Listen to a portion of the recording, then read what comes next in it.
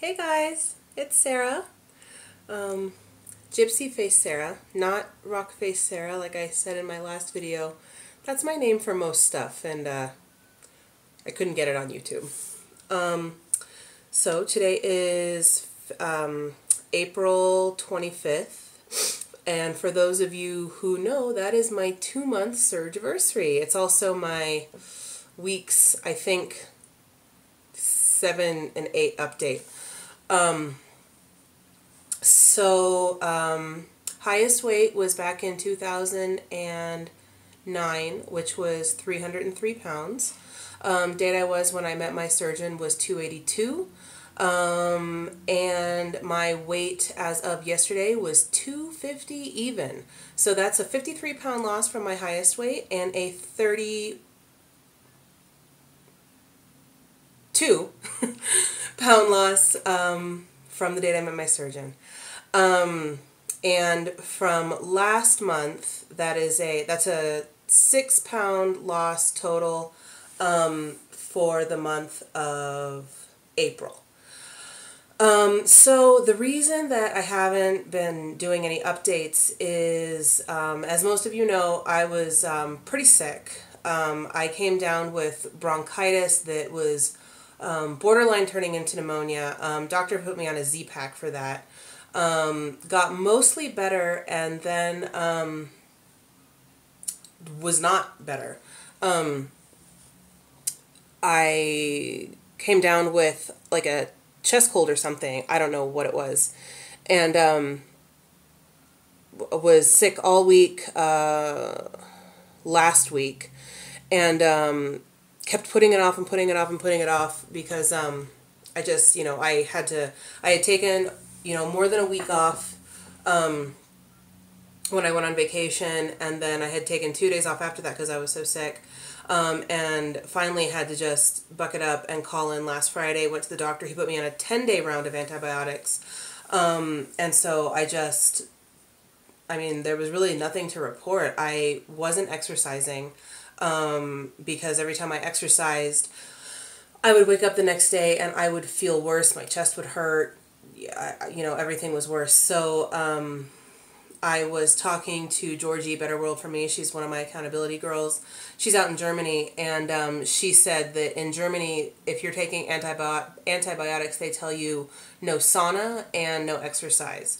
So I was like, all right, I'm not going to push it because I get sick. I mean, like anybody gets sick, but I don't get sick like that.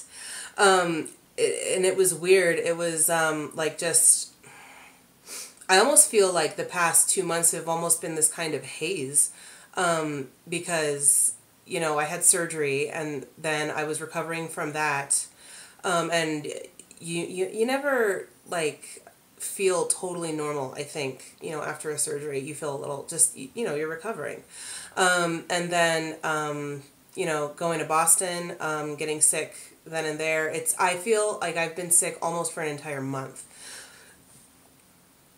Excuse me. I was so hungry when I came home. I ate dinner, so you know how that goes. So anyways, I'm feeling so much better today. It was really the first day that I'd felt like really back to myself. And so this is going to be my last weekend, Friday, Saturday, Sunday of not working out. And then I'm back to it on Monday, and I'm looking forward to it. Just because I feel like while 6 pounds in a month certainly isn't anything to sneeze at, I want at least, a few of those weeks where it's 6 pounds in a week. You hear about that. And it's generally when, you've got the right fill level and you're working out hard. And that's something else I'm going to talk about. I have had my second fill. I had it last Thursday. Was it last Thursday? It was last Thursday because I had to call in sick the day afterwards, and everybody at my job who knows I've had a lap band, they were like, oh my god, is everything okay? They thought that, I don't know, my lap band exploded or something. I don't know. So let's see. I guess since there's nothing to talk about really exercise-wise, I'll talk about Phil. I'm at either 6 or 6.5 cc's right now. And I am not sure if I'm feeling restriction. And I think that that is probably a sign that I'm not really feeling restriction, but I'll tell you why I'm not sure. So before the fill, as I've told you guys before, I'm a avid anal retentive calorie, protein, carbohydrate tracker. Like anything that goes into my mouth, I track on MyFitnessPal. And after I came back, I mean, that fill that I had before I went to Boston was like nothing. I didn't even feel anything the next day. Like I felt absolutely nothing. And so I had this, and during that time when I felt nothing, I was tracking my calories, and towards the end there, I was averaging, 1,800 to 2,000 a day. Like, I was hungry, and I was making sure to not eat, my normal snacky foods. Like, if I was really hungry, I had a stash of protein bars on my desk, and I was just eating protein bars. And, because I didn't want to have a food that would, like trigger something. And even that, I was hungry. I was eating a protein bar between every meal. So I had this fill last Thursday, and the lady, she gave me 2 cc's, the PA, and the way she did it was she laid me down, and then she found my port, and she basically put in enough saline till she felt a little pushback. Like, I think originally she was going to give me 1.5, and then she was like, oh, well, we're able to get 2 in there, so we'll go with 2. And I was like, okay. And the day afterwards, I definitely felt restriction. Plus, I was sick. I was on antibiotics. And so, protein shakes and stuff like that, I was totally fine drinking that stuff. So now that I'm back on solids, it's a funny thing. So this is kind of how I've been planning out my day. And I don't know if this is why I'm feeling less hungry, or if it's from the fill, or if it's a combination of both. I'm not sure. I definitely know I'm not at my sweet spot. I can tell you that. But I also don't feel like I did before. Kind of weird. So what I do is I wake up in the morning, and the first thing I do is take, any medications that I need to. And I have 2 cups of coffee with half and half, and then Torani syrup. That's my new, love. I love it. And then I get to work. And as soon as I get to work, I fill up a 1-liter bottle with water. And I make myself an almond milk tea misto. I know almond milk has less protein than regular milk, but it's also only got 30 calories per cup. And so I make sure that I drink down that liter of water, and I drink I think it's like an oversized cup. So I think it's 16 ounces, 12 or 16 ounces of, half tea, half almond milk. I drink that. I get to work at 7, and at about 8:30, 9 o'clock is when I have my breakfast. I have been making quiches, crustless quiches at the beginning of the week. So I'll take vegetables, 8 or 9 eggs, cheese, and some protein or whatever, just kind of what I have on hand. Like last week I made a broccoli feta quiche that was really good. This week I made an asparagus bacon feta quiche that's also really good, and they're really comparable in calories. I use 4 slices of bacon, divided between 8 servings, so it's half a piece of bacon. I do that, and then I wasn't getting in enough fiber, and so I got these spinach chickpea patties at Costco. Oh, they're so good.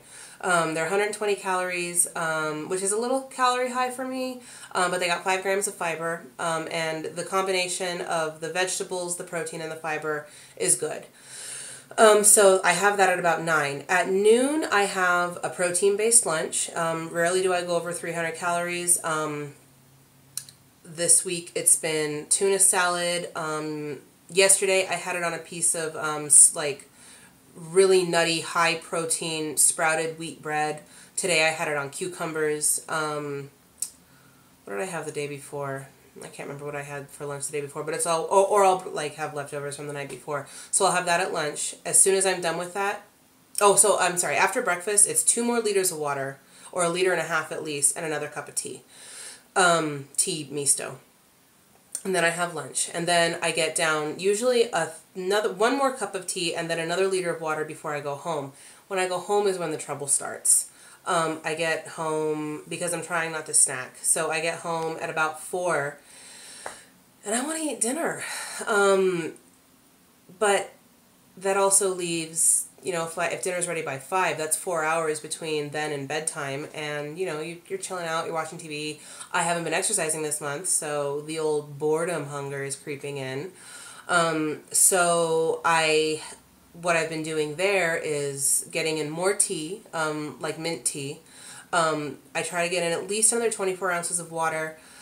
And if I really have a sweet tooth, then I'll have a kashi cookie because it's got lots of oats and it's, you know, it's definitely a better choice than like, you know, an Oreo or a Chip Ahoy. Or I'll have sliced fruit with Cool Whip, like sliced strawberries. Sometimes I'll have both. The nice thing is that since this fill, I haven't gone over, I think the highest I've eaten is 1,700 calories. And that was last night because I think in retrospect I engaged in a little bit of emotional eating. I was talking about something very emotional with my accountability girls on the way home. And just when I got home, I had dinner, still felt hungry, had a cookie, still felt hungry, had my fruit, still felt hungry, and so I broke down and I had a bag of kettle corn. Only got to, I think it was 1,700 calories. I'd have to look again, but when I woke up this morning, I was like, I think I did that because I was feeling emotional and I didn't even realize it. So double-edged sword, you know. I am learning that something emotional doesn't necessarily have to happen for you to emotionally eat. You can be thinking about something emotional too, and it'll trigger something, at least for me. And because it wasn't an action, because it was, you know, I was rehashing something, I didn't put 2 and 2 together. So that's something that I'm going to have to work on. So yeah. Some exciting things that are happening is my husband and I decided, we had talked about this for a long time, and I think I might do a separate video about this, but just to touch on it really quick, we decided to renew our vows. And this is something, we had a real quick and dirty wedding, this is bad, 7 years ago.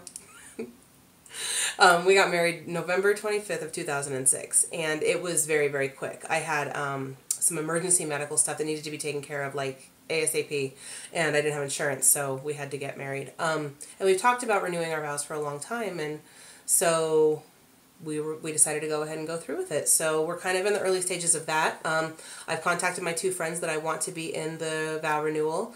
I'm meeting with a Unitarian minister this weekend. I'm going to go to a service at that church because Unitarianism is really the only kind of religion that I could get behind, because it's like kind of all faiths. And, you know, just kind of the fun planning stuff has started. And what's nice is that even though it's certainly not going to be some huge blowout affair, but, you know, there's going to be a gold dress, there's going to be pictures, there's going to be all that stuff, and I'm really excited about that, and it's really given me something to look forward to. And it's going to be nice to just reaffirm our vows, because we've been through hell and back in a lot of ways in our marriage. Not with each other, just I'll do another video about it, so because this one's already getting long. So that's it, guys. I hope everybody's doing well, and I will come at you next week. All right, talk to you later. Bye.